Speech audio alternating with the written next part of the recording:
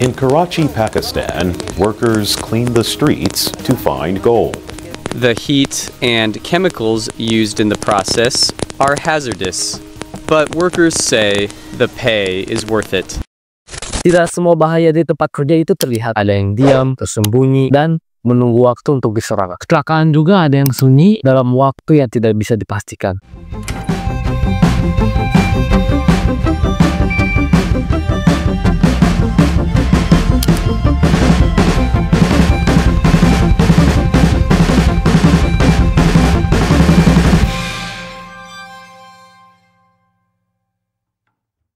Oke, kali ini kita akan membahas tentang kecelakaan kerja yang tidak terlihat. Kita akan bahas kenapa bisa terjadi, dampaknya, dan sampai ke kasus nyata. Mari kita bahas.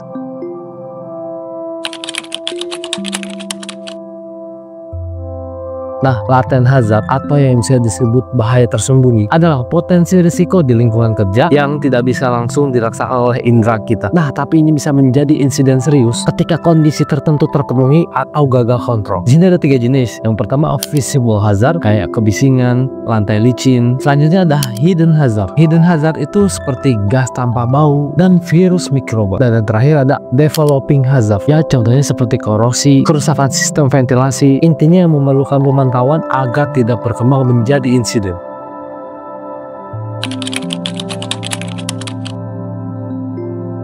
Nah, bahaya ini tuh sering banget diabaikan entah dari pihak pekerja atau manajemen langsung. Ya wajar karena bahaya ini tuh pertama tidak terlihat atau tidak terasa secara instan. Dan efeknya pun terasa lambat dan akumulatif. Munculnya pun ntar bertahun-tahun kemudian. Tapi sering muncul. Selanjutnya udah pasti minim edukasi dan awareness terhadap bahaya jenis seperti ini. Dan banyaknya manajemen yang fokus pada resiko akut. Sementara bahaya laten dikesampingkan.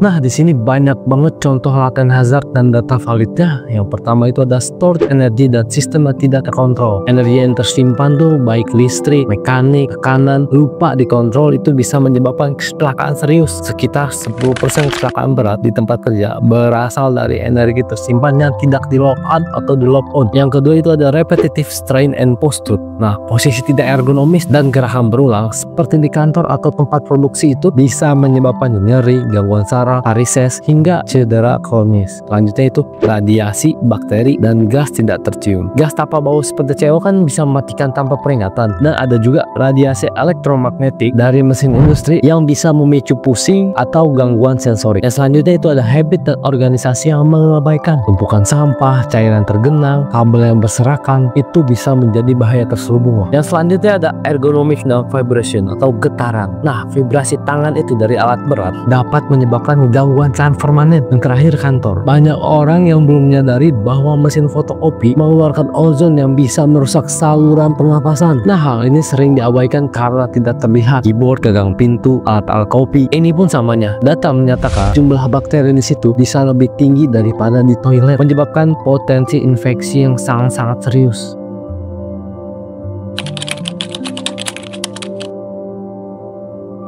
Oke, di sini saya dapat contoh pada kejadian di tahun 2007 di West Pharmaceutical Gas Explosion. Mesin coating statis memproduksi debu polietilena kering yang menumpuk di plafon ruang produksi. Di sini meski teknisi sudah menyadari debu, bahaya ini tidak diantisipasi karena MSDS yang diterima bukan lengkap. Akhirnya, suatu ketika debu itu terganggu menimbulkan ledakan dahsyat.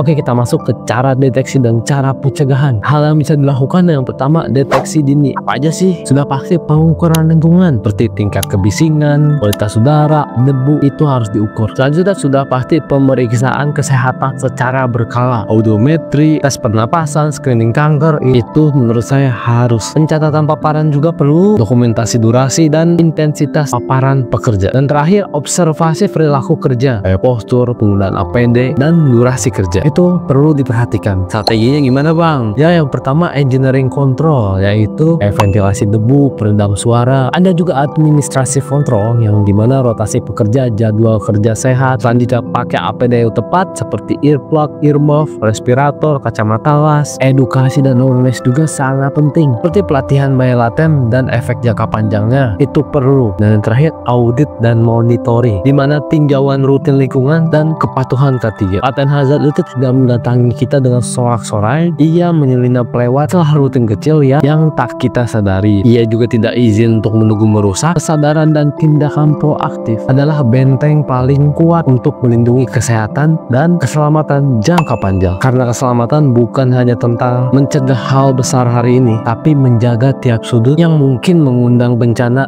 diam-diam. Terima kasih sudah menyimak video ini sampai akhir. Jika kalian suka dengan video ini, boleh di like dan share ke teman-teman kalian atau kerabat kalian. Terima kasih sekali lagi. Assalamualaikum warahmatullahi wabarakatuh.